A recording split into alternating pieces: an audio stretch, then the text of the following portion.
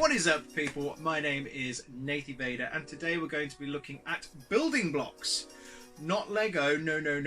We're going back before then. Well, not before then. Before Lego got the licensing rights to Jurassic Park, we're talking about BYGGIS, a company based in Sweden that had a number of licenses from Super Mario, Teenage Mutant Ninja Turtles, and of course Jurassic Park. So let's have a look at what they produced for you as a child, and that is this. Now, this is one of the larger sets that they created. It came with its own park. It came with a selection of figures that would be on cardboard, which was a sort of a normal trait for BYGGIS, and also a few vehicles and dinosaurs. Dinosaurs, we'll loosely attach dinosaurs to that. Debatable, but we'll have a look at those when we get them out the box. But first, let's have a closer look at this box, and what a lovely box it is. This has got some really nice and interesting box art on it. We'll go from the front to the back, sides, and then we'll get inside. So here is the front of the box. It's got a lovely display there of what you would get inside. On the back of that box there, you've got some art which comes into its own when you take everything out of the box. It actually acts as a backdrop for the item. There is one happy kid there, right there. I want to be just like that kid. I mean, who doesn't? I mean, that is one happy child. On the sides, pretty much the same again, just a little display there showing you how to set it up. On the other side, exactly the same again. And there, my bad. And there is some more, and some interesting art choices with these figures there. You might be able to see that. Very interesting. But enough of that. Let's look inside the box. Yeah, okay. And inside the box, you get a plethora of stuff to go through. I have fortunately assembled all of the building blocks. I've assembled all of the building blocks prior to filming, because it would take forever, because the instructions, although almost right, aren't completely right. And I found I was going back on myself quite a lot when I found that the blocks they were suggesting weren't going to go in the right place, or the colours weren't right. So the instructions, yeah, taken with a pinch of salt when building these things. But the majority work pretty well. A little confusing, definitely not as good as Lego. But the blocks themselves are very much like Lego.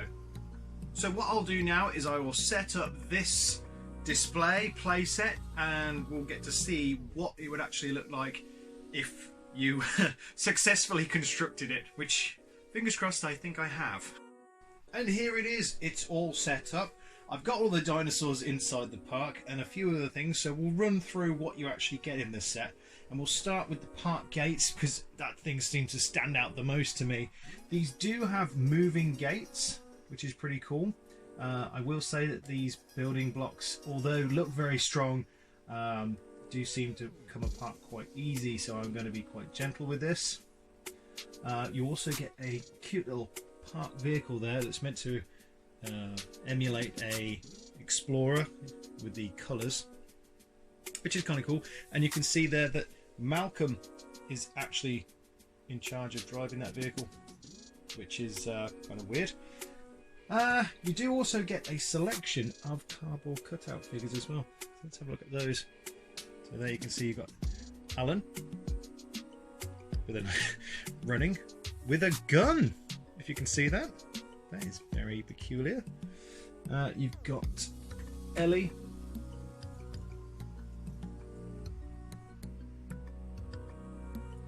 And there is also backs to these, they're not just prints. You've got John Hammond.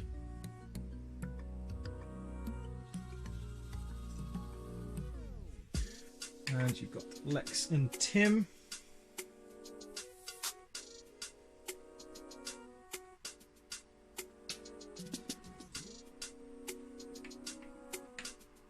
I believe there is a chunky Muldoon.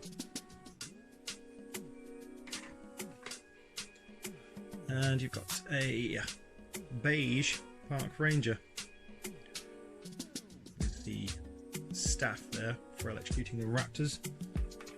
And speaking of raptors, there is also a selection of dinosaurs that are on the stands. So you've got a nice velociraptor there with the Crash McCreary artwork. And you can also get a T-Rex, one of my favourite of Crash's designs, which is wonderful. And a Parasaurolophus as well.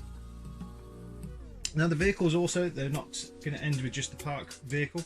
There's also what is meant to be a Jeep with a park ranger again there, with another cattle prod, I guess.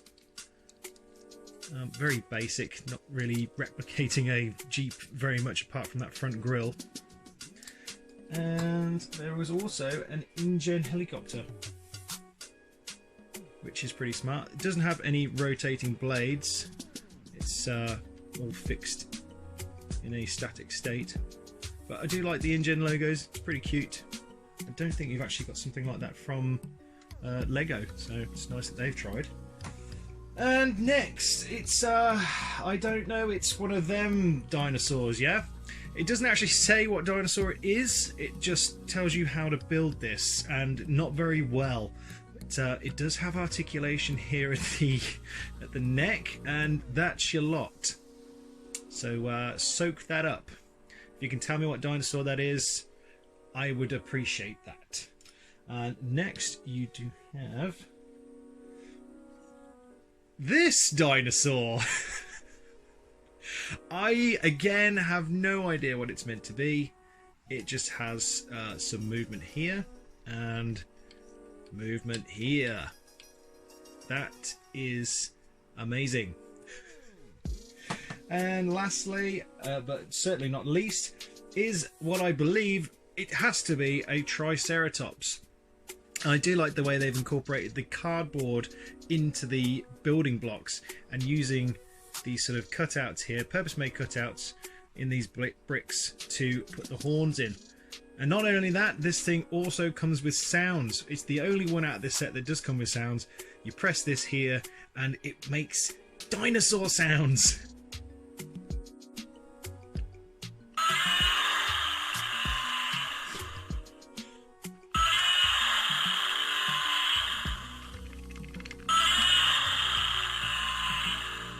That sounds like an asthmatic Godzilla.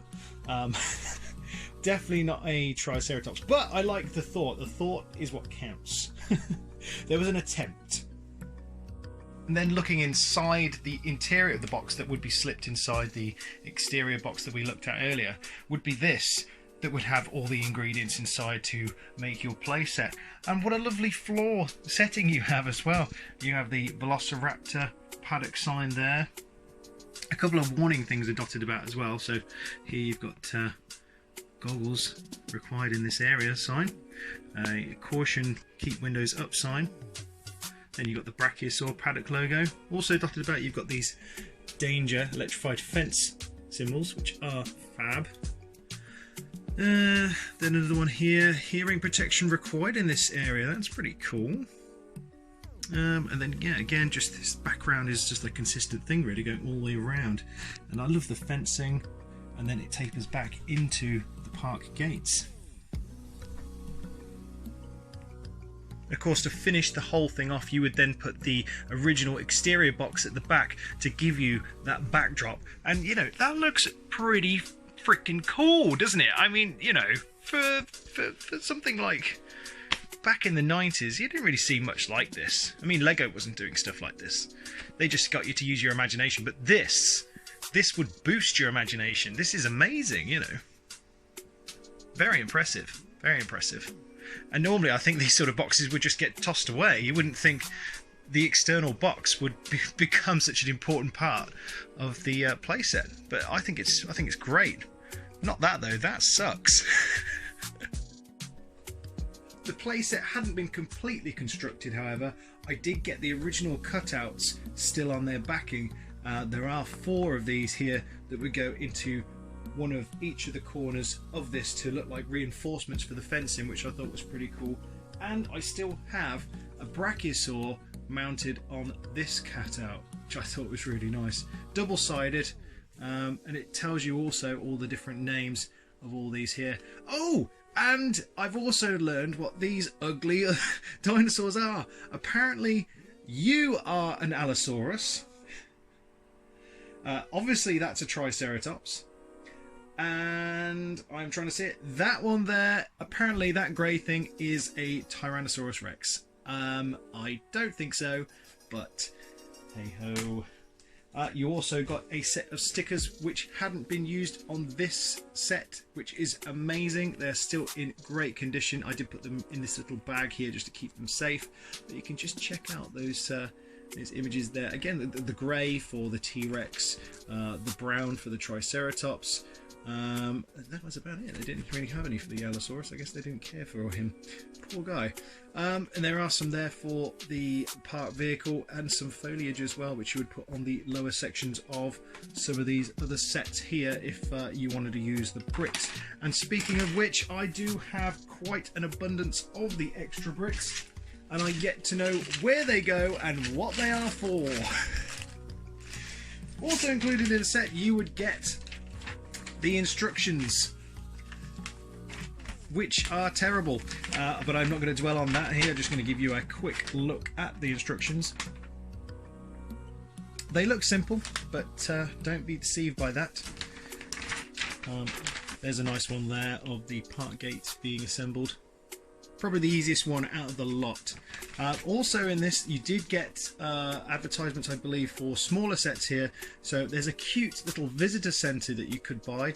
The sets, I believe, were only in little boxes, probably about yay big, which were pretty cute. And then you could get individual dinosaurs as well that you could add to the set. So I believe that's maybe where some of these spares have come from that I've acquired with this set. And not only that, you would also get a great big poster showing off what else BYGGIS has to offer, such as Teenage Mutant Ninja Turtles and Super Mario, and that is a freaky looking Super Mario. And Luigi, what has happened to Luigi? I don't know. Here's just another few of the BYGGIS generic sets they have, pretty much like the original Lego sets, I would say, looking at those, very similar. And here is some of the, there's the box there for the smaller set. I'd love to have that one. I like the box art on that. Very smart. And just showing off a bit more. And the original set there as well, displaying that it has dinosaur noises, which I don't know, it's more like Godzilla, but yeah. So, oh, there's a nice little JP logo there as well. Yeah, very nice. Yes, overall a very entertaining set. Not so much entertaining putting it together, but the end result I still think is pretty fabulous, gotta say. Apart from that. But that's it really. It was just something I had to show you guys. I've always kind of had a thing for this. It's very retro, and I don't think really they had anything to do with the next films after that. And I believe it was only when Jurassic Park 3 came out that Lego started to produce ones like this for the Jurassic series, and this was the first time I think we saw it was Jurassic Park 3. I think there was also the crashed airplane scene from the Studios range, but after that it's all history really. Got Jurassic World and so on and so forth. Well, if you like this video, perhaps you want to give it a like, maybe, I don't know, you know, if you want to do that, that'd be great. Thank you very much. Thank you. No, thank you, honestly. No, thanks. My name's Nathan Vader. I post generally daily on Instagram at NathanVader29, and also I'm on Twitter at NathanVader29. Be sure to give those a little look as well. Maybe you'll see some things that you haven't seen before. Anyway, as always, thank you for watching, and I'll see you in the next video. Yes? Yes, I think I will.